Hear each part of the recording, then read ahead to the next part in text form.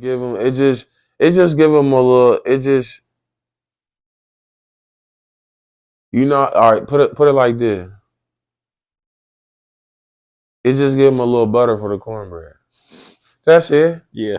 The cornbread already good.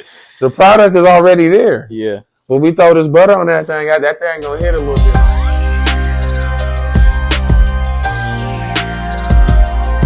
I'm bound to ball. Run me up this chicken. Big crib and all. A new way of living. I come from none. Welcome back, guys, to another episode of I'm So Portland podcast. I'm your host, Marcus Sparrow, aka June. Today we got a very special guest, man. He's straight out of Northeast Portland, Jefferson High School alumni. He's an educator. He's a speaker. He's an activist. And he's been in the game for quite some time now. He's up there in the education. He's got his master's, and he's coming to give y'all some free game, man. A lot of how to navigate the education field and, just give y'all a little insight. Welcome, Jamartae Brown. How you been, bro? What's happening, family? What's up? Yeah, What's going on, man? How you feeling? Man, feeling good, man. You know what I'm saying? Just blessed, man. Just blessed. Excited for what the future holds. It's a new year. You feel me? So Yes, sir. that means some fresh starts. Mm-hmm. You know what I'm saying? No, yeah, for sure. How your New Year been going so far? My New Year been solid. Just solid, man. Just really locking in and figuring out, you know what I'm saying, my goals and, the things I want to accomplish, you know what I mean? And really locking in on it, you know what I'm saying, putting it to action. And, so I think that's really just been the focus, man. And making sure the family good, making sure my loved ones is good. So, for sure. The same old as far as that. But, we taking it to another level now. You know what I'm saying? So yeah. Doing a lot of good things, a lot of big things too. Yes, sir. But before we get into, what you got planned and, your goals and stuff, let's get a little background on you, like, where you come from and, like what school you go to or went to, all that good stuff, a little bit about your journey. For sure, yeah. You feel me? Like you said, NEP, Northeast Portland, you feel me? Since day one. Yeah. Went to Woodlawn Elementary, went to SCI Academy for middle school, and I went to Jeff for high school. And graduated there, went off to college and all that good stuff and played football, played basketball and football at, growing up, you know what I'm saying, coming up, that was what it is, you feel me? We was hooping in the parks, you feel me? So, coming up in that era, you feel me? So, that really just made me who I was, man, as a young cat, you feel me? Like, my grandparents' crib. So my papa and my grandma Bonita stayed on Cleveland Avenue, you feel me, by Holy Redeemer, you know what I'm saying, in the NE, and then, you feel me, and then my grandma on my dad's side, my grandparents on my pop's side, was on Emerson, you feel me? So I was over there off Commercial. I was 2 blocks away from Jeff, you feel me? And, Kirby Ave and all that. So, man, that's the hood. You feel me? So, you know what I mean? And it's like, you feel me, coming up in that time, you feel me? Like, you really had to, you know what I mean? You had to have tough skin. You had to be tough, bro. You feel me? I used to be rolling my bike through the hood and doing, you know what I'm saying, doing all the different things like that and seeing everybody. And, you know what I'm saying? That's how you feel me? That's how you came up. You know what I'm saying? That was the era. That was what it was. So, you know what I'm saying? I'm just a real 90s baby. You feel me? Born in 95. You feel me? So, I was born right in the peak of gangbanging. You know what I'm saying? By the time I got here, you feel me? My family and, you know what I'm saying? And different things like that. They was knee high in it. You know what I'm saying? So just growing up, you know what I'm saying, a certain way and, growing up with a certain mentality, you know what I'm saying? It was, you know what I mean? You have to be tough. So really just a tough upbringing. You know what I'm saying? I'm the oldest of my mom's 3 kids, me and my 2 sisters. So, and then, so pretty good sized family. Yeah. You said, you was kind of in the mix, not necessarily in the mix, but you was surrounded by, the gang activity and stuff like that. For sure.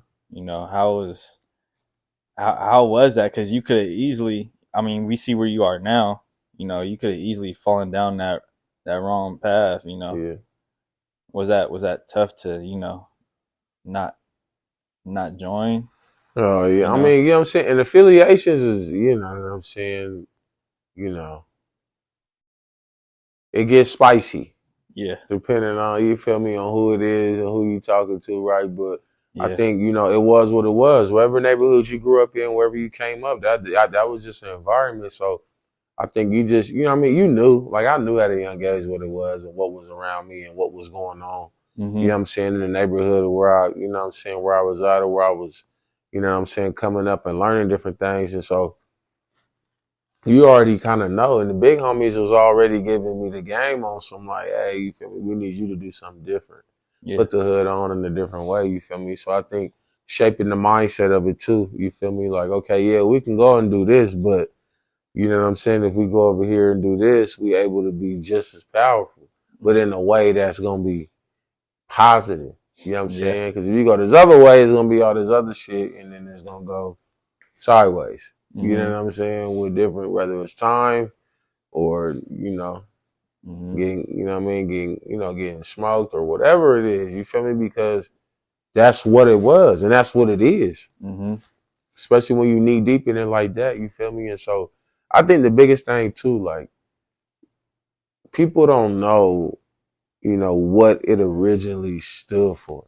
Like what, the Bloods and the Crips was, right? And so I think also too, people just gotta understand, and that's why the little homies gotta understand, like, you gotta know the history, right? Like that was invented to protect our neighborhoods against police brutality, right? They wasn't the Black Panther Party, but they wanted a different identity, you feel me? And so they created those two, right? And then, we know kind of how the weird things went, and when drugs hit our community and all these different things start happening, and then things start changing.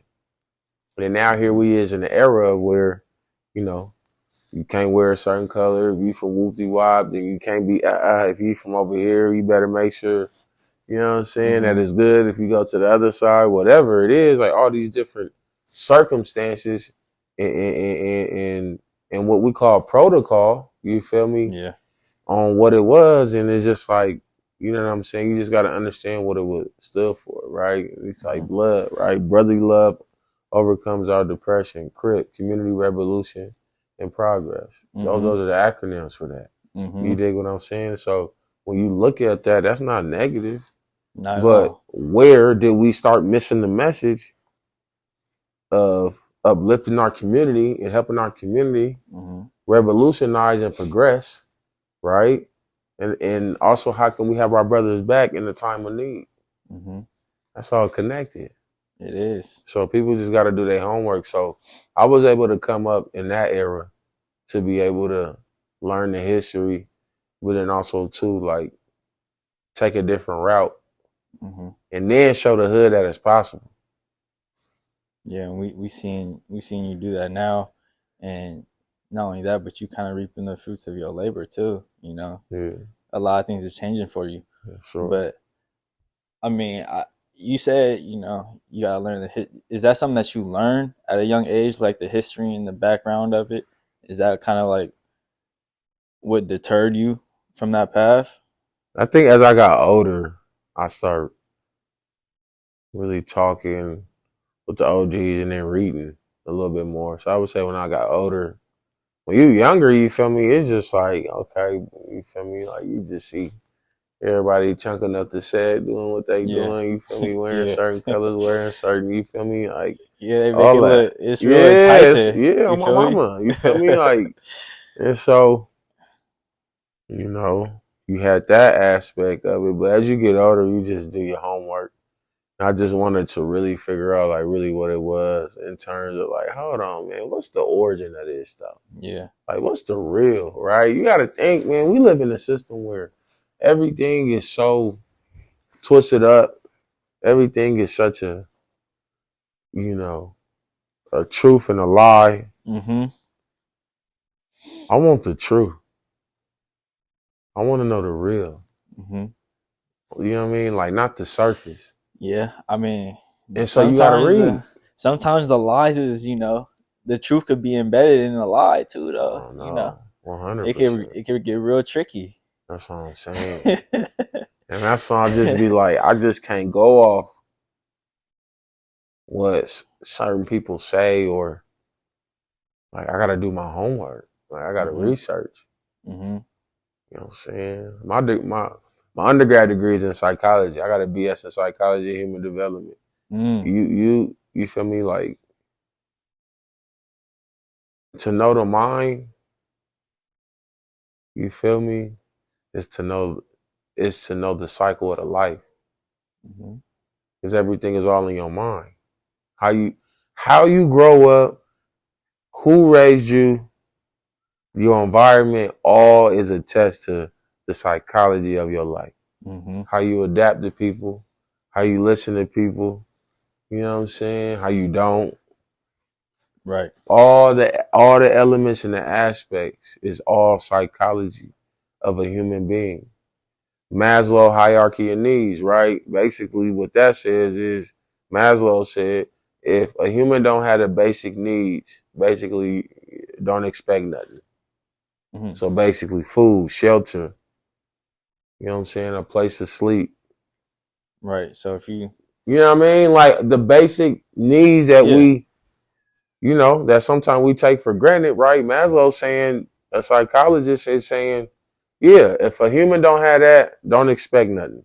Don't expect them to be nothing. It's just not going to happen because their needs are not being met in basic form.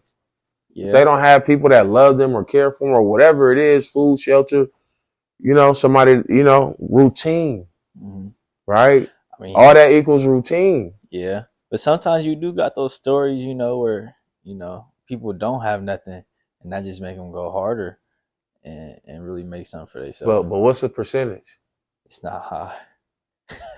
Feel me? It's not. You see high. What I'm saying though? Yeah.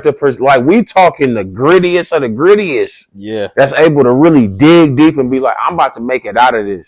You know what I'm saying? Like those stories, you hear these celebrities that got these stories, like Tyler Perry, who slept in his car and like had all these different challenges. Like everybody can't make it through that. Man. Steve Harvey, he said he slept in his car and only had $20 to $30 to his name. And Eric Thomas. All these, you feel me? Eric Thomas, all these different people that we know and these stories that we hear, and we like, what's the percentage though? It's not. You know what I'm saying? We talking 1 to 2. It ain't 10. Yeah, like 1 to 2. 1 to 2% people. Yeah, that's crazy. You know what I'm saying? When you growing up in certain conditions, or you get dealt with a challenge, or something happens, how many people really make it out of that? And that's why the ones who really, really make it out of that, and they go from here to here, right? From rags and riches is what they call it, right? Yeah. They become what? The star. Now you the star. Now you in Hollywood. If you're an actor or a comedian, like now you in this limelight. And now people viewing you a certain way. You see the cycle of just like it all, right? And if you don't have people to keep you humbled and grounded, a foundation, as you see, we see celebrities with it too. As quick as you rise, get lost. Fall. Yeah. You get lost. Just as quick as you found it. And that's all part of psychology of life. Yeah. You feel me? Yeah. Hey, that's for real. Damn. You know what I'm saying? Like this, sometimes you just gotta, Yeah. I feel that. Yeah, we just went deep with that one, bro. No doubt. But growing up black, Portland, how was what kind of challenges did you face? Like you said, you was from the hood, grew up in it. Now you never left. You still here. So it's like, what challenge did you face, and how did that shape you? I think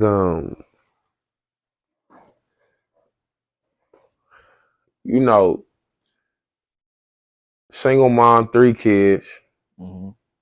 I remember my auntie and my little cousin came to stay with us for a minute.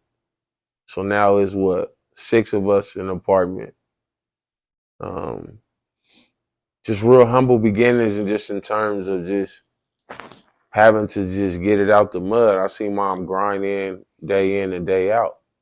You know what I'm saying? There was days where I didn't see my mom for a few days because she on the grind.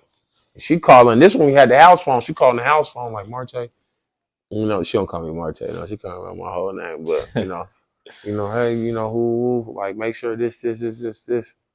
And, kind of gave me that responsibility, you know what I'm saying? Make sure me and my little sisters was solid, making sure that everything was cool at the crib. So, being tasked with responsibility at a young age, those challenges that came with that, right? Having to just really jump off the porch early and just learn things, you know what I'm saying? And so I think, just a lot of different things just in terms of just, you know what I'm saying? My pops and my pops, we had a rocky little time. So, now we closer than ever just in terms of just our relationship now. And, just everything with that. You dig what I'm saying? Like all of those different challenges that I face, man, like really being, really, really having to just stay 10 toes down in every situation now, that I face from losing family members. And I done lost teammates, like I said, but, playing football in college. Yeah. And, losing teammates, you know what I'm saying? Just losing people and, going through my ups and downs, you know what I'm saying? Those challenges like help really shape me, you know what I'm saying? And, it wasn't no silver spoon by any means. And so I think, man, just the typical little hood shit that go wrong, man. Yeah. You know what I'm saying? You said you was tasked with a lot of responsibilities. How old was you around that time? This was like 6th grade. Dang. Yeah, like 6th grade. Just in middle school. You feel me? Things kind of turned up a little bit. You know what I'm saying? Yeah. Washing my clothes, ironing my clothes, making sure everything is, you know what I'm saying? Like really. Taking care of your siblings and stuff too. Yeah, making sure my sisters was cool and all of that. Like, Yeah. And so I think just, and then they learned how to do certain things. Like, they've been knowing how to do certain things since they've been little girls. You know what I'm saying? Because that's what it was. So I think, being a big brother. And then I had a stepmom too, you feel me? So then I had her crib where my sister's over there too. And, and just her teachings and how she was gave me some other game. You know what I'm saying? Because she had a certain upbringing. Because she came up in that time where gangbanging was at its peak and all the challenges and things that she faced. You know what I'm saying? And so you got all that. And she had her own daycare. So that's where I kind of really learned how to start working with kids and working with the youth. Oh, okay. You know what I'm saying? A lot of people don't understand that. That was kind of my first little intro to the babies of looking out for the youngins in the daycare. So like the older kids looked out for the young bulls in the daycare because that's what it was. So was that kind of like, oh, I could do this? Like this is that was just on some just, I'm just doing it because you got to. Yeah. And then as you look back, you like, damn, I've been doing this. You know what I'm saying? I've been doing this for a minute. Like I've been in this role for a while, but now it's just like in a professional setting. Like Lil Truck said, man, Lil Truck talk. You know what I'm saying? That's what he said. He was like, now it's just more on a professional level now. He was like, man, you always been the, like the little big homie, SCI, all the little, you know what I mean? Like all the little stuff like that. Like everybody know, like Martae, you know what I'm saying? Whatever. He said, now it's just happening at a more professional level. And I'm like, yeah. On a bigger scale. You know what I'm saying? And so now it's about growing, just expanding. With all the challenges, like I told my sister over the phone, I said, we got to make our struggles count for something. Yeah. You know what I'm saying? Like, we got to make it count for something. All them nights we didn't eat, all them nights I was struggling in junior college. And, bro, I literally watched my teammate, Big Tony, rest in peace, you feel me, from St. Louis. I watch him go from life like this, me and you, chopping. He came to my house, came to the house. A few of the teammates came to my house. We was cool. He died 2 days later.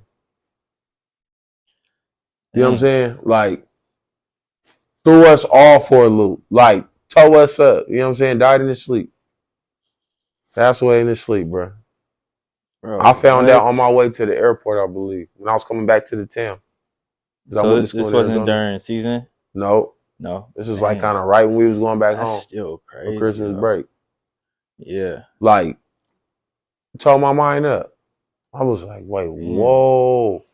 Right? So all these different challenges that I've been through. I lost my first college friend got killed. Her name was Nora, rest in peace. She was Ethiopian. And she showed me around AG. She showed me all the little spots to eat at. My partner. You feel me? Like, she like, hey, go here. This and the third, woo. She ended up getting killed at a party. You know what I'm saying? And that, that tore me up. You know what I'm saying? So, AZ? Yeah. Southside, South Phoenix. What they call it Southside though. Yeah, South Phoenix. Had a little function out there, you feel me? And and it's just like, man, like all these different things that I went through. You know what I'm saying? I almost getting killed by the police. You know what I'm saying? And hold on. Yeah. You said what? I almost got smoked by the police. Yeah. After how that happened? Summer school, came back to the crib. I did summer school in Arizona. Came back to the flu. Came back to the home. And at the airport, the homie come get me. We go to Jack's. You feel me? I'm hungry, fresh off the flight. You feel me? We go. You feel me? We slide to Jack's. Yeah. You know what I mean? And go get some. Go get some yiking. You feel me? And then on our way back, you feel me? Cutting had bust a little Yui to go the other way because it was going the wrong way. You feel me? And the boys got behind us. Man. And it was just from there, just went downhill. It just went downhill, bro. And I just remember, I remember them telling me the procedure to get out the car and all that. And my back was turned. So they all had their guns out. My back was turned. They was like, if you don't, they kept saying this, telling me, they kept saying, if you do any certain moves that we tell you not to do, we will shoot. They kept saying that over and over and over and over. So at a point, I closed my eyes and just was like, all right, bro, you about to get smoked. Just take it. You was prepared yourself. I was preparing myself. Body tense and everything. You know what I'm saying? So going through that, what I'm saying, being in a holding cell after that for hours and hours, being questioned by the all this. It's wild, bro. It just went 0 to 100. That's 0 crazy. to 100. You dig what I'm saying? And so all these different things that happened along the journey that could have been the end, that could have just ended it, whatever it was. You know what I'm saying? Like along my journey. So it was just like, man, I'm a walking testimony for real, man. I done looked death in the eyes a couple times. You know what I'm saying? And people don't understand that. And that's why I have the outlook on life that I have, because of things that done happened that make you just think like, ooh, like, man. And that's where you are, man, God is good. God is great. You know what I'm saying? My faith in God is everything. You dig what I'm saying? Like, God first in everything I do. And that's the forefront of my life every time, no matter what. You know what I'm saying? Because at the end of the day, I wouldn't be here. So, you know what I mean? You got that aspect too, where I'm spiritually aligned. I know what's going on. I already know. You know what I'm saying? Like, I grew up in it. I grew up in the church. You feel me? And so I know God. You dig what I'm saying? Like, I know what it is to have my faith and know what it is to lean on that. Mustard seed, they say, but my faith way bigger than mustard seed cutting. You dig? So you say you grew up in the church, so you've always had that that mindset. Yeah. So you was born, like, raised in the church? Raised in the church, you feel me? Like, Pentecostal. Yeah. Pentecostal church, you feel me? Like, Church of God of Christ. You know what I mean? Like, really, really, my uncle's a bishop now. My auntie's a first lady. My great uncle's a bishop. My great auntie is a first lady. I got cousins. Whole fam. I got cousins that's pastors and deacons. Yeah, all that, right? So, to have faith was essential. That was Mando. That was off the dribble. Yeah. You feel me? Like, that's off the dribble that your faith gotta be what it need to be. Because you ain't gonna be able to do nothing from there. It Because you seemed gotta like know. your faith was getting tested left and right though all through your life. 100% right, but it made me who I am. It made me Mhm. who I am, and I stand 10 toes. And you know, not a lot of people is willing to die behind what they believe in, and I do. I'm willing to die behind what I believe in, and that's just what it is. What I believe in, what I stand on, I'm willing to risk it. Hey, that ain't coming. Feel me? That's what I'm saying. It's a different type of. Listen, man, I'm a Leo. Feel me? I'm a lion, baby. You feel me? So I'm willing to put it all on the line like Mufasa. Yeah. You know what I'm saying? Yeah, I'm putting it all on the line. So because at the end of the day, if it's gonna, you know what I'm saying, like Game said, if it's gonna bring real change, I don't mind dying. It's gonna bring real change to the world, to the people. I don't mind sacrificing mine. Being a sacrifice. That's what it is, right? Because that's what God did for me. Hello. Did you? You know what I'm saying? Hello. Come on. Did you ever feel like you kind of question your faith, or have you ever been like, why am I going through this? Like, you know, for you sure. say you've been tested a lot. Oh, for sure. Right? Like, and how'd you get through that? I think just really understanding that's when you get closer. That's when you get closer to God. When things is going sideways and you feel like the world is crashing down, that's when you get closer.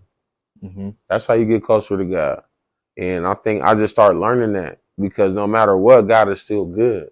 Through the good, through the bad, through the ugly, through the positive, all that. You feel me? So, but it's hard when you're going through it and you just feel like the whole world crashing down on you and all that good thing. You know what I'm saying? All that good stuff. So you got that aspect, you know what I'm saying? And then it causes you to crumble.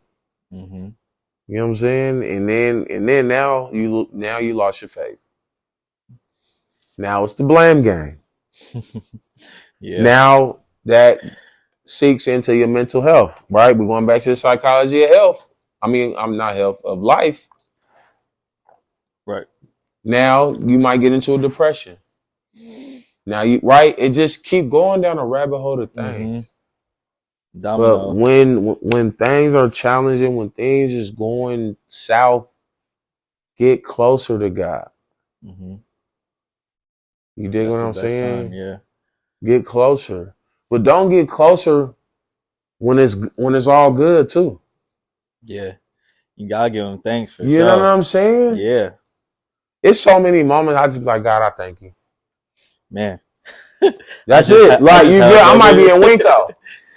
You know what I'm saying? I might be in Winco grabbing some Oreos. You know what I'm saying? God, I thank you. Man, I could buy these Oreos. You know what I'm saying? Straight. I just went last night.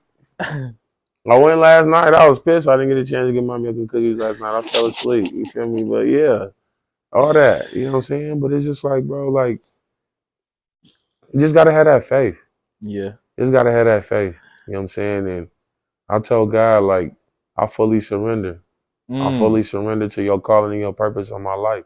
And that's just what it is. And like, since I've done that, things have opened up, bro. My week this week coming up, bro, I'm booked, bro. For real, booked, bro. Like I'm about to go chop it up with Word is Bomb with Lakiana on Wednesday at Lincoln High School. You feel me? I'm about to pull up there. I got to go to Roosevelt for a panel discussion on Saturday morning. You feel me? Then I got to meet with, you know what I'm saying, my future team. You know what I'm saying? About some work and stuff. So, yeah. Hold on real quick. What's going on? Oh, okay. But, okay, you say you booked up for the week. Right? But just that, for example, like, yeah. You know what I'm saying? I got something going on every other day this week for the most part, right? Like staying busy. You know what I'm saying? And so it's like, okay, God, this is you feel me? How when you say you recently, you just told God, you surrender, and No, I've been told God. Oh, okay.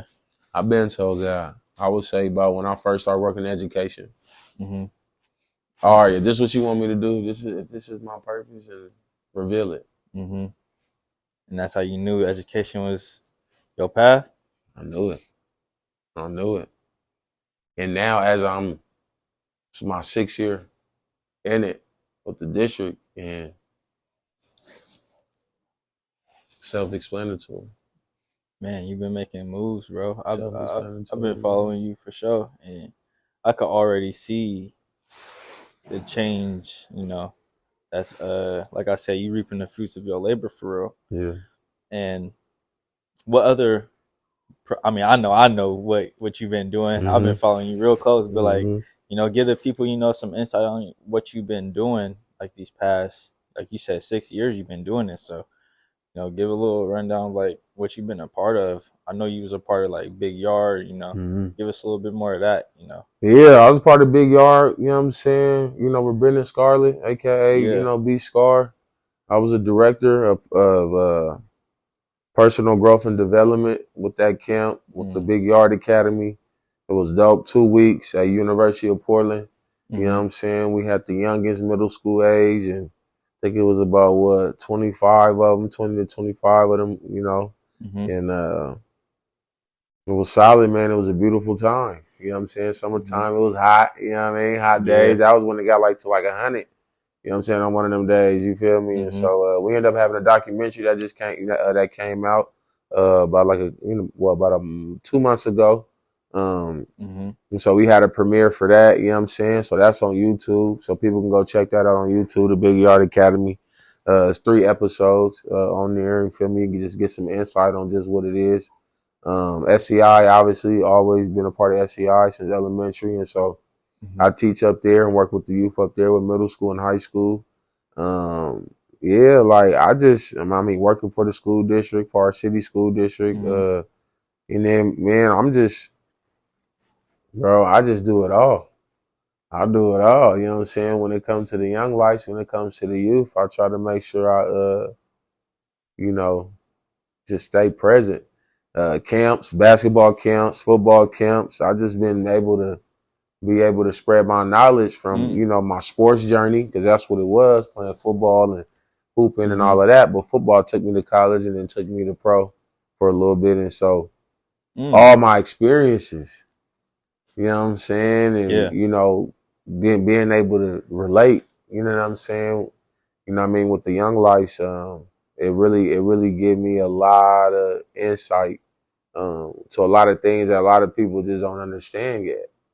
You know what I'm saying? And it's like I'm 10 steps ahead because I've been through, you know, some of these hoops. You know what I mean? So, yeah, man, I just been really, man, I've just been grinding, man. Anything I can do to just spread my wings and plant seeds, I'm all for it. That's what's up. Yeah. You just said, you know, your football career. Tell us a little bit more about that. Yeah. I know you said you went to ASU. Or not ASU, but to Arizona. Yeah. Where'd you go? So I went to junior college in Arizona, Phoenix College, a little JUCO, in the middle of Phoenix. So I was there for 2.5 years. Left there, went to Mayville State in Mayville, North Dakota. So I was up there. I was up north. You feel me? Dakota. Cold as hell, snowing and all that. Real. Yeah, bro. That's a whole different environment. That was a whole different situation, cutting, like, for real. To go from desert to North Dakota. Literally. It was crazy. Wild, bro. Literally. Went from that to that, bro. And then went to Nebraska. Went to Peru State and Peru, Nebraska. So then I go to, you know what I mean? Then I became the illest in Nebraska. You know what I mean? I went out there for 1.5 years, pushing 2. And then, man, after then, bro, I dropped out of college, bro, and got a call from the IFL, from the indoor league, indoor football, you feel me? And I did that for a little bit and got hurt, ended up getting traded and all this different shit that was going on with that. And then I wanted to go overseas, and I was discussing with 2 countries, Germany and Russia. And I was going to choose Germany. And then, you know, right when I was getting ready to kind of really get things finalized and get things going, you feel me, and figuring out, you know, the contract and all that, coronavirus. And they first started talking about it. So now I'm looking on the TV. I remember being at the house looking at the TV like, what? They shut I said, down. I said, cutting in. I am not gonna be able to leave the country. So the big homie ended up recommending me applying to be a paraeducator. Educator? No, a para. They call it a paraprofessional. So it's like an educational assistant. Like you just assist in the classroom. Okay. You feel me? But you on the ground with the kids, working directly with them and different things like that. You don't really get paid shit. So you got it. So you know what I mean? Like, so you was doing this like during the pandemic, like? Yeah, like right before the pandemic. Okay. So I started at Beaumont in 2019. Mm-hmm. You know what I'm saying? And so I started there in 2019. You feel me? And just went from there, bro. And then boom, but I see it. So it was like a little bit right before the pandemic. Mm-hmm. And so I was, but like by then, like I was still thinking football, but it's just like that talk of it just really. With your mentor? Yeah, like that talk with Mike, bro, like, well, you know, his name Mike Hill, man, that's my guy, man, and he just was like, hey, man, think about it. And so when I did it, when I applied and got the job and all that, I just was like, huh?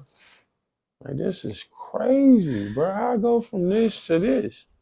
Pro football to teacher. You know assistant, educational assistant, basically. Yeah. Right? Like, huh? In a special education department. So I worked in the behavioral room and I worked in intensive skills. So I worked with kids that's autistic, kids that's nonverbal, you know what I mean? Different things like that. And, you know, with some severe, you know, inabilities, you know what I'm saying? And I don't like to call them disabilities, but inabilities really. And that gave me so much game, so much knowledge. Mm-hmm. For real? You know what I mean? My kids loved me, and I love my kids, man. Especially, you know what I mean? Like the ones I started with. On the ground level, in the trenches. Kids that got trauma and been through something. You could relate to that. Feel me? So that make it kind of easier for you? Yeah, but then also, too, humanity. Yeah. Feel me? Yeah. Humanity. Me seeing them exactly who they are as little humans. Mm-hmm. That's it.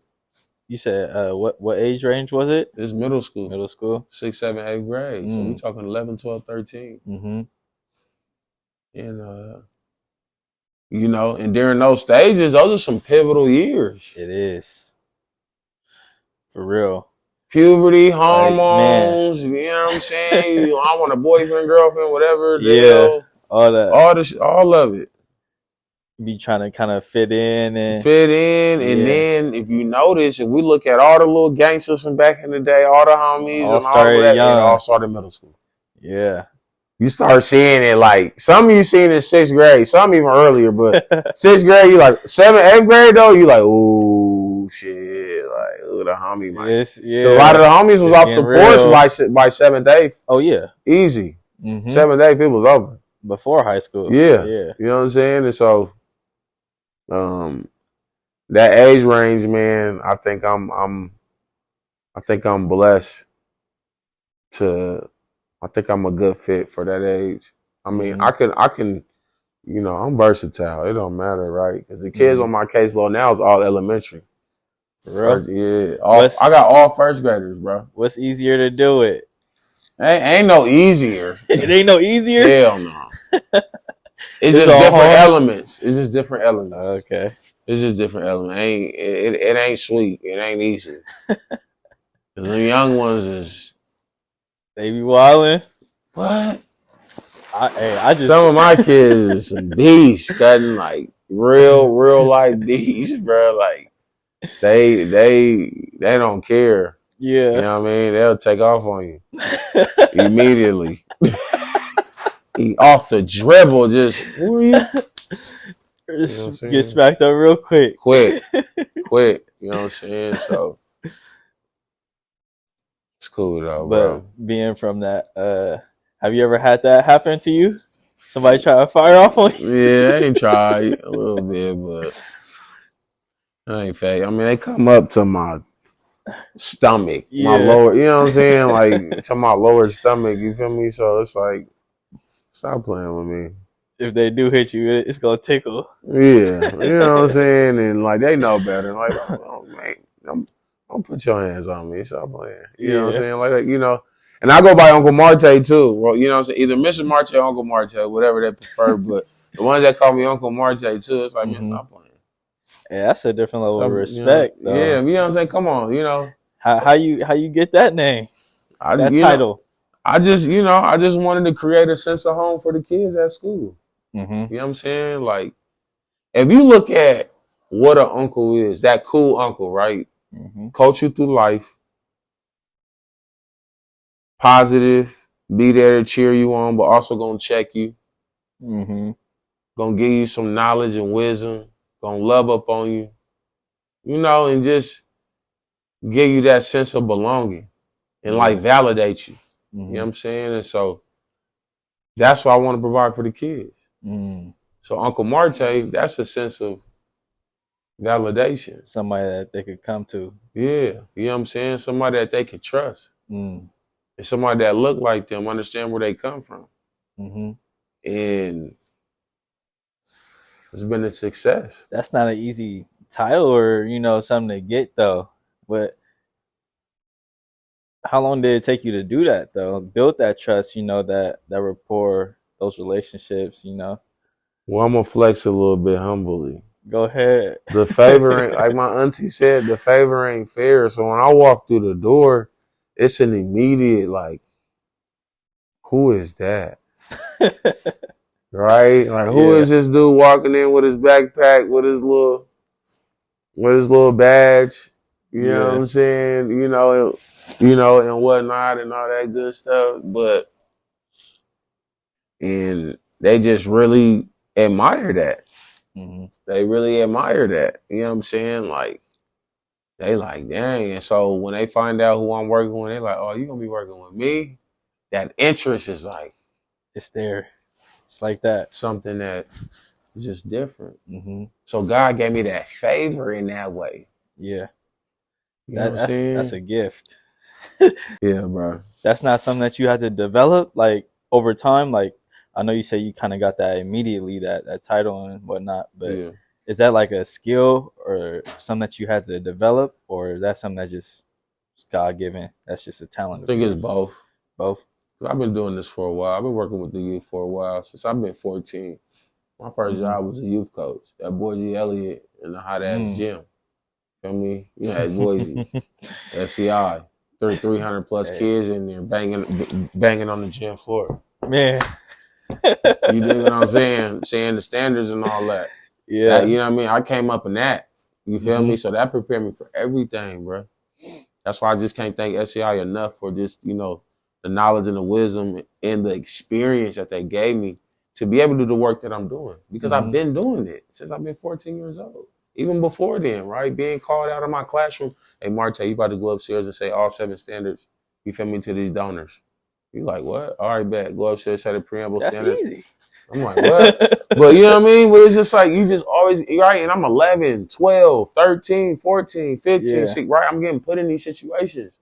Mm. And not knowing that it's molding me. Mm-hmm. You know what I'm saying? Like, I'm not even knowing I'm getting molded in the moment. Like, they giving me the game. Like, they used to put me on the spot. Mm-hmm. And I used to just, all right, bet. I embraced it. Yeah. You know what I'm saying? Like, people, oh, you know, people, you know what I'm saying? Some people say, oh, you want attention or da-da-da or whatever. It's like, no. You know what I'm saying? Like, I don't want the attention. I just know how to embrace it. Yeah. You know what I'm saying? Like, I told my wife that. I told my wife Finesse that. I was like,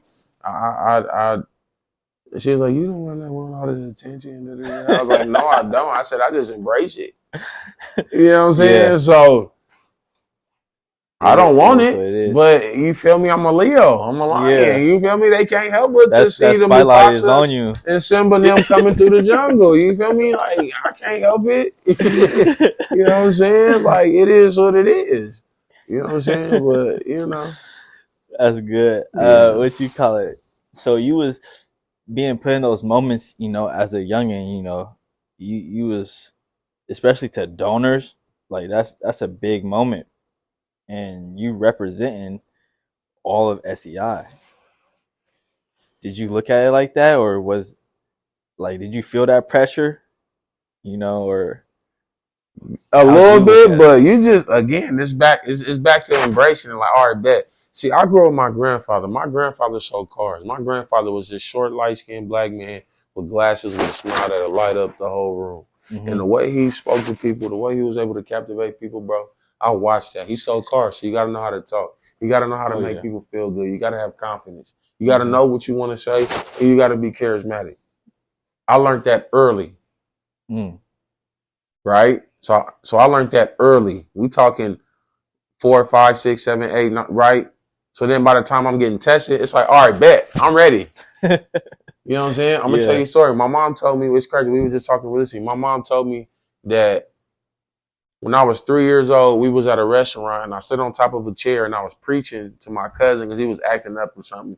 And I was preaching to my cousin, and they was looking at me, and they like, oh, he's serious. Right? And so they start feeding into me preaching.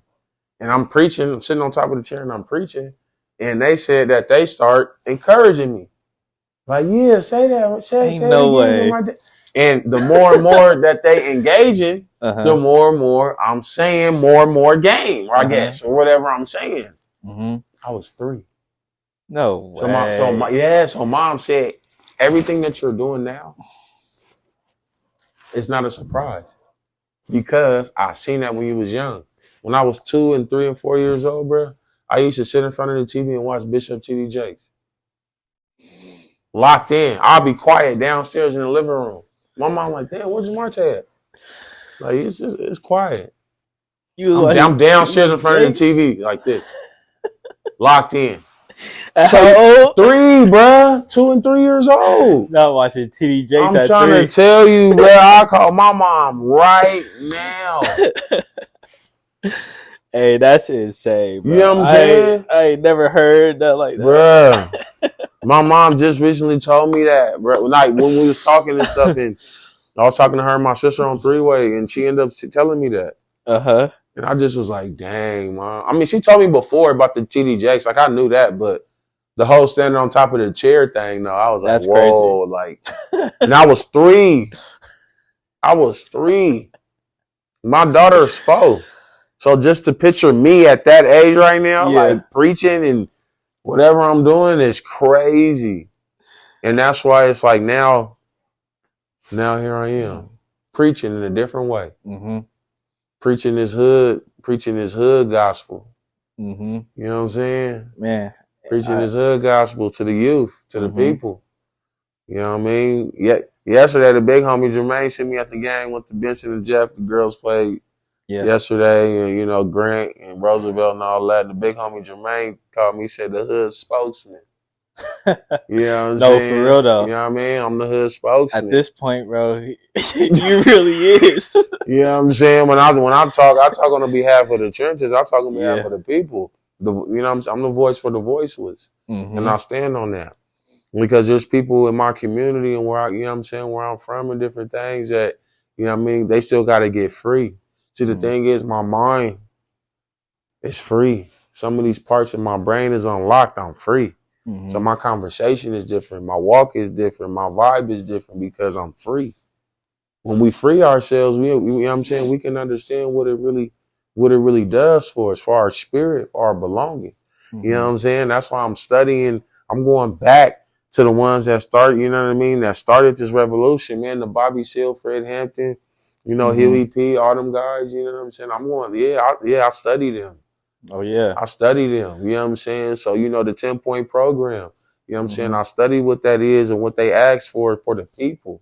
You feel me? And it's the same thing that I want to do for education, the same thing I want to do for the people and for the youth, you feel me? Because that's the future, and that's what's going to withhold all these things, you feel me? So I got to do my homework on the ones that came before me, man, because I'm representing them, and I got to put on and I got to hold it down, you know what I'm saying, for as long as I can, because guess what? Somebody's going to come underneath me and do the same thing. So I got to make sure I pass my knowledge and wisdom on to them as I'm doing my homework and getting my knowledge and wisdom from the other big homies and the OGs. You feel me? That's living and the ones that passed on.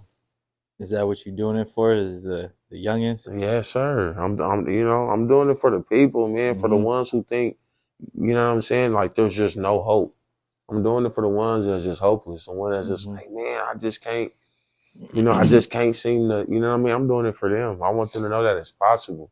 You know what I'm saying? And that you just got to unlock that mind, unlock that brain a little bit. You feel me? Like, think about it. We like to work on every other muscle, don't we? Man, we like to lift, do ab workouts, all that, right? Ladies want to look good and fit. Men want to look strong, muscles, all that, man. But what are we exercising up here? Are we having that same intensity up here?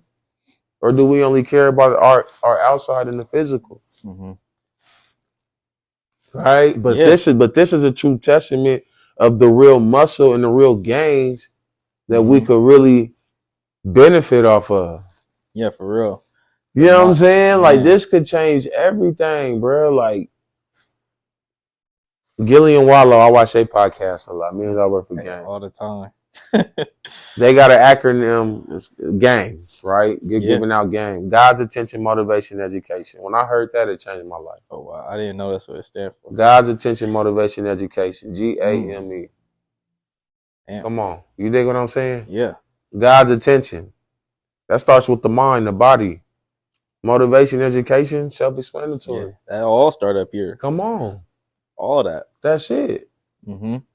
So let's strengthen our brain like we want to strengthen our arms and our chest and all that and our core and all that. Not only that, but this going to make you way more money than all this. And don't get me wrong, some people make a lot of money off their body or whatever they got going on. But not more than they mind. Exactly. Mine is. It's different. Yeah. It's different. Because not everybody's able to dig deep. And that's one of the things that I was really, really, really wrestling with over this winter break. Oh, yeah? You know what I mean? When I wrote my proposal for Harvard to be able to be a presenter down there at the end of February. And I worked with this dude named Johnny Reed, a.k.a. Rito. And one of the things, he was challenging my thinking when I was writing this proposal about, like, what my session was going to be. You know what I'm saying? Like, if you come down here and present at Harvard University in Boston, what are you going to give to these people that's going to come and listen in? You feel me? And so I created this proposal, this workshop thing, and he made me dig deep into my thinking. 4 days. Hey, go back and look at this, da-da-da-da. He was coaching me up, making me think about certain things, and I just was like, dang. And he's just digging deep. And that's one of the things that we got to do more. We got to dig deep. We got to dig just a little bit deeper when it comes to our thinking, when it comes to our mind. So we got to challenge not only ourselves, but like our peers as well. You know, iron sharpens iron. You feel me? Yeah. But we was just talking about the mind and stuff and how powerful it is. I know you was just talking about, you know, after you realized football wasn't going to work for you and you chose to go down this education road, you know, is that something that you realize, like, okay, I really got to sharpen my mind? Or have you always thought like that? Have you always studied the Hueys and have you always thought like that? Or is that something that you realized later? No. I always had that. But like steroids, you just realize, oh, I really got to I started to bulk up. I started to bulk up. I put that needle in. You feel me? I put that, you know what I mean? So that's what I did. I steroid up on the information. Like, all right, bet. I got to study this. I got to study Malcolm X. So I got to look at his interview he did at Berkeley University in California. All right, bet. I need to study when Bobby Seale addressed the people of over 40,000 people about the Black Panther 10-point program. I got to study that. I got to study Fred Hampton when he first started off, when he started speaking in front of the people and letting them know. I got to study that. I got to study MLK. I got to study Marcus Garvey. I got to study Maya Angelou. I got to study Muhammad Ali. I have to study the greats. The ones that we know and the ones that we don't know. I got to study them to be able to get the information. And so I just steroid up as I got older, right? So when I was at Mayville State, I stood with Kaepernick. I raised my fist during the anthem. I had me and some of my teammates who had did it. Like I went through a whole little situation out there where they was really trying to, like, you feel me? I was really on some real like revolution shit out there at my college. Wow. You know what I'm saying? With Kaepernick, like really standing for something. Like I ended up talking to the president of my college, the athletic director. They said, what can we do to figure this out? Because, you know, these donors, basically the donors straightened out to donate no more money to the program if we kept raising our fists during the anthem, because it kept getting bigger and bigger and bigger. So I had teammates that wasn't standing with me, but then people start understanding the vision. They start, you know what I say? I made them a believer. You know what I'm saying? I made them a believer. Yeah. You know what I'm saying? Like, do you believe? Like, come on, bro. Like, this is bigger than us, bro. Yeah. Like, we got to stand for something, bro. I don't give a damn where we at. You know what I'm saying? We all from the inner cities of America, bro. Our people out there getting smoked in. You know what I'm saying? This is during that whole time where, remember, damn near every day it was a new black person getting smoked by the police, bro, for at least, I felt like 6+ months straight. Was that the same time like Trayvon Martin? Yeah, like Trayvon, like, you know what I mean? Tamir Rice, Walter Scott, like Sandra Bland. I mean, the list goes on. Like, it was just so, and I was really affected by that. And I talked to Miss Dina.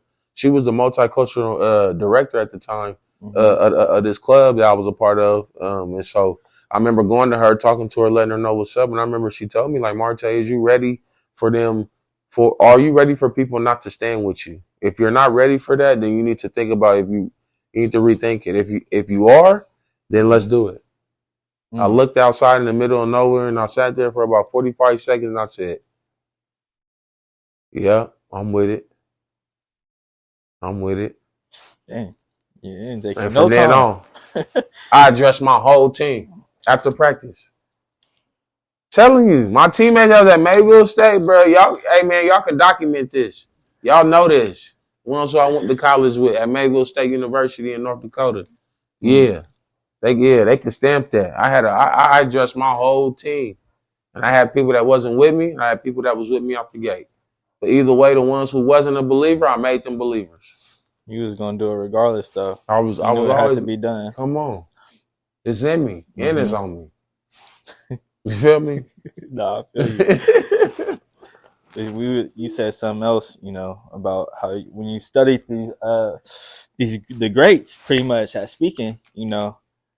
I want to take a moment and give you your flowers, bro, because I know, like, we just talked about it earlier, you know, how you was talking about they speaking on behalf of people, our people, on what we need. And like I was saying earlier, you was all up in front of the Portland City Council. And by the time you was done, bro, you had the board clapping for you, bro. And that's I don't think I've ever seen nothing like not that I go to the board meetings or nothing like that crazy, but I've never seen or heard of nothing like that, bro. Like that's special, bro. And I just want to give you your flowers, you know, congratulations on your path and your journey. And I know you ain't nowhere near being done. I know you say, you know, you about to start charging now. Yesterday's price is not today's price. It's so not, bro. You know what I'm saying? Like my time and my energy is valuable. There's no disrespect, but the ones that want my time and energy, the ones that, you know, they know. It's well deserved, bro. And your resume, bro, so that you've built over these past, like you said, 6 years, it proceeds, bro. Like it shows. Yeah. You know. Appreciate that, bro. I appreciate that big time, Cutting, for real. But I know you've been to many different schools and you graduated. You still going to school. How has you know, the education part played a role? I know you say you, besides, you know, universities and whatnot, you still get your game from Huey and you know, the greats, you know, but how has like the traditional way of education benefited you? Yeah, I think, just the way that I was able to look at it, again, opportunity that being able to be a part of a program and be able to go back to school, finish my undergrad, get my BS in psychology, human development, and then now with my master's in teaching, get my endorsements in health and PE. I'm scheduled to graduate in May, you know what I'm saying? And I'm done with and I'm student teaching, so you got to student teach and do all that stuff. And, I'm in the process of that right now. You feel me? So I'm in the grind. I'm on the ground, you dig? So I'm working in the morning, teaching in the afternoon, you know what I'm saying? And so I think, just really understanding the system, being like, all right, bet. If this is the system that we in right now, then I got to be able to think through the system. You can't really outthink the system. You can think through it, though. You know what I'm saying? Yeah. So, boom, you got that. So let me think through it. All right, bet. I'm going to go back to school, who knows? I might go get my PhD. I don't know. Who knows? Right? Because things happen. Yesterday's price ain't going to be. you know what I'm saying? You get your PhD, boy. It's a whole different ballpark. Eric Thomas said something that really stood out. I love E.T., listening to him and watching him. And he said, I didn't go to college for the degree. I went to college to speak the language. That is a whole different language. I didn't go to college to get a degree, right? We all know that's a piece of paper with your name on it, the school you went to, but went for the knowledge, for the vocabulary. Yeah. You know what I'm saying? Like now I'm on a rapid response team for the school district. I know the vocabulary. They're like, oh, what do you do? Oh, I help out with tier 3 behavior. Oh, what's tier 3 behavior? Oh, that's the highest on the totem pole. You know what I'm saying? When the kids either harming themselves or harming others, or just a lot of things concerning that. You know what I mean? Running out the school, running away. Yeah, all the shit. You feel me? Like the most intense things. So pretty much you saying, college degree, that's just qualifies you. Or do you even? It just give them a little. It just,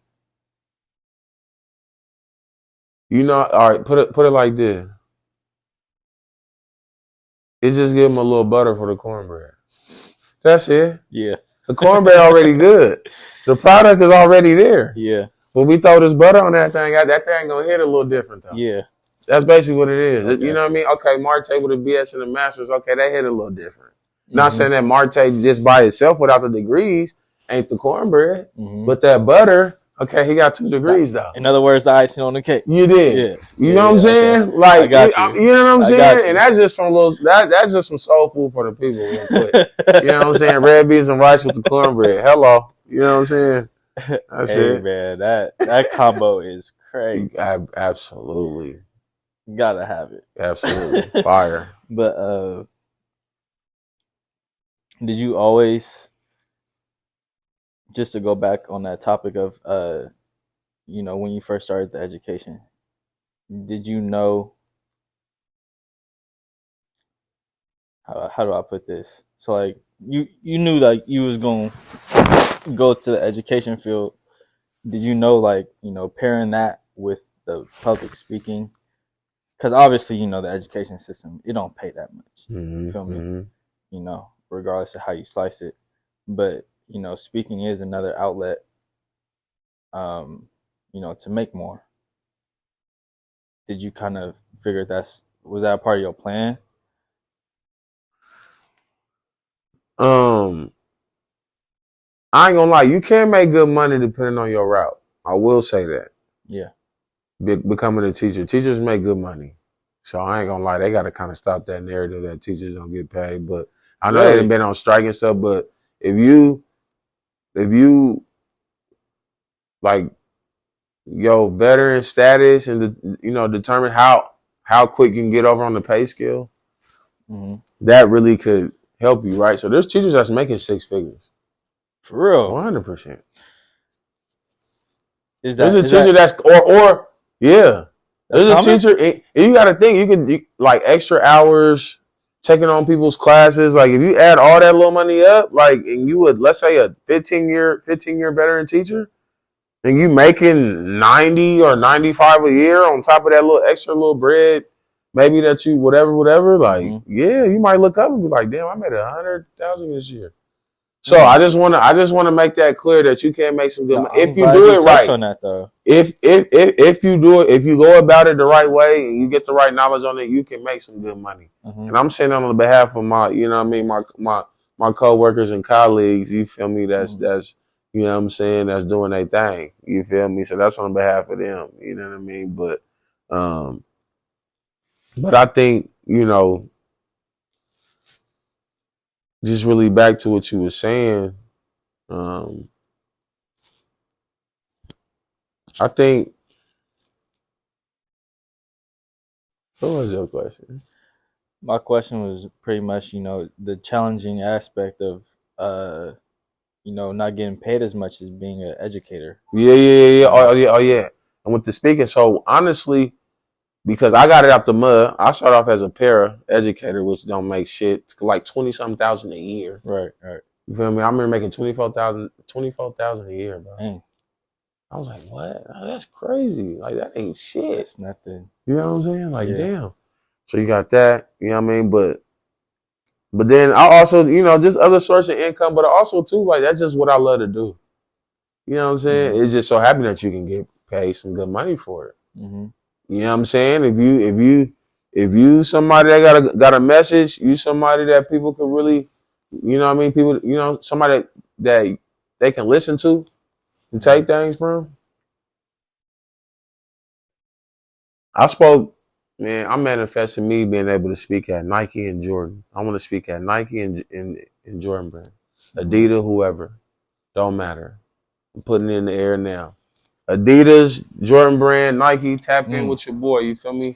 Have me come speak. You know what I mean? Whatever you want me to speak on, I can speak on. It don't matter. You know what I mean? So tap in. It's a promo for it right here. So that's one of your goals, though? Yeah, man. I want to do a TED Talk. I want to have a TED Talk one day, you feel me? Like, I got goals and different things that, you know what I'm saying? I'm just trying to reach for the stars. Hey, I feel you can do a TED Talk right now. Yes, sir. To be honest with you. Yeah. But what's your goal? You talked about your goal, your personal goal. What kind of goals you got for, you know, the community and for the different organizations you're involved in? I think just to continue to elevate, you know what I mean? I'm about to expand a little bit more too with working with different people. Like I said, like I'm finna, you know what I mean? Me and Lakiana, we're gonna lock in some future stuff with Word is Bond. You know what I mean? I can feel that in my heart, you know what I mean? And, you know, I'm excited to chop it up with them. So, you know, just finna spread my wings a little bit and really start chopping it up with some big time people, man. And really just continue to just spread that love and continue just to elevate our people. I think that's the biggest thing. I just want to elevate our people, you know what I'm saying? And continue to spread the positive energy, continue to, you know, understand the task at hand. Like, it's time. It's time. You know what I'm saying? I had a meeting with the Center of Black Excellence on Friday. You know what I'm saying? Shout out to Aaron. You know what I'm saying? And so, you know, you know what I'm saying? It's time. Dang. It's time, man. 1803 Fund, Albino Vision Trust, all these different, you know what I'm saying, beautiful organizations that's for our people, man. I'm excited. You feel me? We all got to come together in some way, shape, form, or fashion. For sure. And we just got to take over the city in our own way, man. Black Portland. You dig what I'm saying? Like, bro, this ain't, not this shit that they be talking about. Like, we got to really take this over as far as this real Black Portland, man. There's some beautiful Black folks here, man. They got some great ideas. They got dreams and goals and aspirations. And it's time. Man. The time is now. Man, the world. That's my slogan right now. You feel me? Like the time is now. And shout out to my young boys on the AAU circuit with Mike James, Elite. That's killing it. #1 team on the West Coast. You heard it from me. On the West? Yeah. #1 team on the West Coast. Yeah, and beat everybody. Yeah. Yeah. They just won their third tournament. Shout out Mike Lee and my dog Sam, aka C's. Yeah. Yes, sir. Feel me? We taking the town over. Yeah, we on that. Man, big the time. world gonna know about Come on, Northeast, man. For real. Not even town, Northeast, man. Just Portland, for real. Come on, man. But I feel like a Northeast is the pillar. Come on, it's the heart. Portland, yeah, the heart. The heart. You feel me? Northeast Portland, the heart. You feel me? Real. You know what I mean? You know what I mean? Tell them to watch the promo video. Oh yeah. You know what I'm saying? Sure. So Hey, you know what I mean? we got some more in the works, man. Yes, I ain't gonna speak too much about absolutely. that. We gotta keep that low key Come for on. now. Hello. But hey, man, we doing our thing, to, like you said, there's a lot of people doing a lot of great things in our community.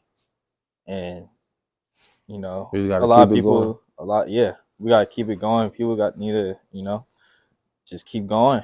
And that's why I created this creative space, just to bring more awareness to that, because I ain't seen nothing like this. And like strictly for the one, you know what I mean? Yeah, for man. the ones. Exactly.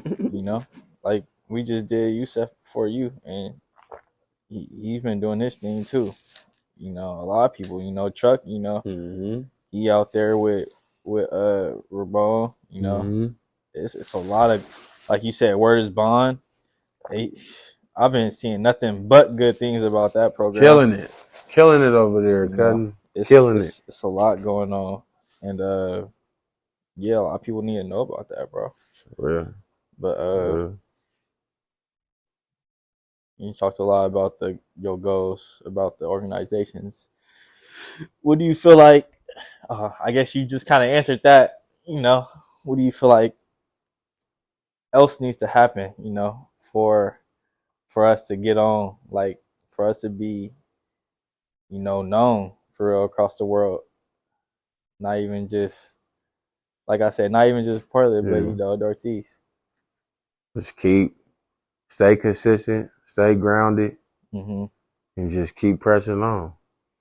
You feel me? Like just stay consistent. They'll know. Oh yeah, for sure. They'll know. Like you feel me? Like they know I'm Northeast all the way. I'm NE. You feel me? Off the cuff. So just gotta continue to you just gotta be consistent. Trust the process.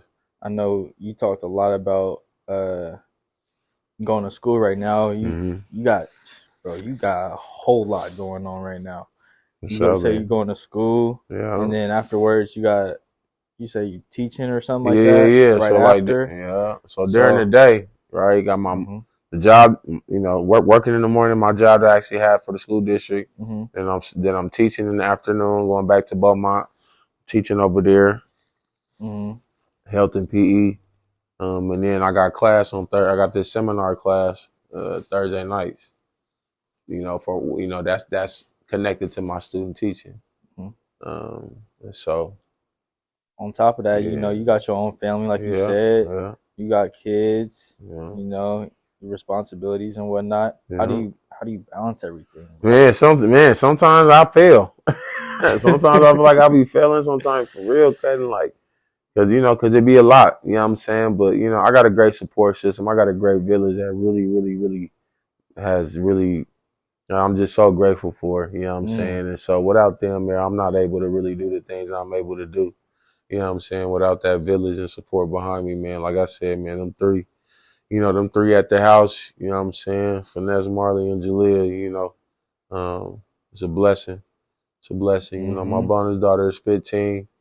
She go to Benson, cheerlead, doing her thing. So we was at the game yesterday, and then my daughter is 4, Marley, you know what I mean? And so, it's just a blessing, man. So, really the whole goal is to make sure those 3 ain't got to worry about nothing. You dig? So, I got to go hard. You know what I mean? I got to make it happen. So, they make it possible, man, because they share me with, the world. You know what I'm saying? And so I just want to always make sure that they know that they're at the forefront and, that my family, you know what I'm saying, is everything. So I think, man, my village is beautiful, man. And I'm just grateful for it. You know what I'm saying? My mom, my mom in love, my grandma in love, and you know what I'm saying? My sisters, you know what I'm saying? All of them, I'm just blessed. I'm really blessed. So that's really how I'm able to continue this thing and really keep pressing on is because my village.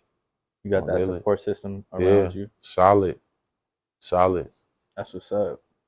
Not a lot of people have that. Yeah. That is a major blessing. Yeah. I know I can relate to that. Like just having, my team surrounded me, you know, through this. Yeah. I would not be able to do this. I promise you, not without them, bro. That's very important. Your role, the role of mentorship, though, how is that played a role in your life, and what advice would you have for future mentors? I know, like you said, you're a mentor yourself. So, what how has mentorship impacted your life, and what advice would you give to future mentors? I think I was blessed. I was blessed enough to have some solid ones along my journey. You feel me? So, I think that really is kind of the start off really with that. You know, being able to see those examples and to try to mimic that in the best way, shape, or form. And so really just having some of the GOATs, give me the game. You know what I mean? Put their arm around me and, you know what I'm saying, let me know. Hey, bro, you gotta do this. Hey, little homie, you gotta da-da-da. Hey, nephew, this, that, and the third. You know what I mean? Whatever it was, man, they gave me the game. They gave me the wisdom. And so I think just being able to be patient with yourself, give yourself some grace because you're learning too. I'm learning too, bro. I'm 29 years old, bro. I'll be 30 this year. I'm learning, bro. You know what I'm saying? I ain't got all the answers. You know what I'm saying? But I know where I'm going now. You know what I'm saying? So I think that's the biggest thing. Like, like my advice is just like know your journey. Feel me? Like, don't compare, don't think this and the third, but feel me? Like, know your journey, you feel me? And be confident in that. You know what I'm saying? As you leading other people or whatever, people looking up to you, whatever the case may be, like, understand that, that you on your journey too, and the things that you learning, is the reason why you giving the information back to the ones underneath.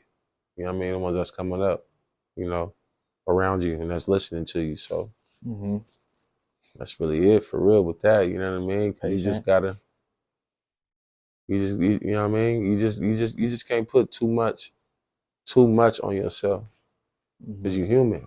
You gonna make mistakes. You ain't perfect. For sure. You know what I mean? So you just gotta give yourself some grace too.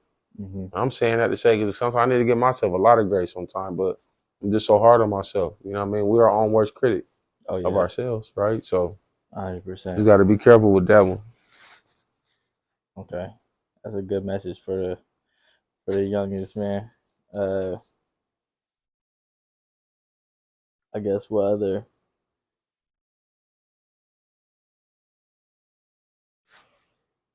like words of wisdom or advice would you give to not only somebody that wants to be a mentor, but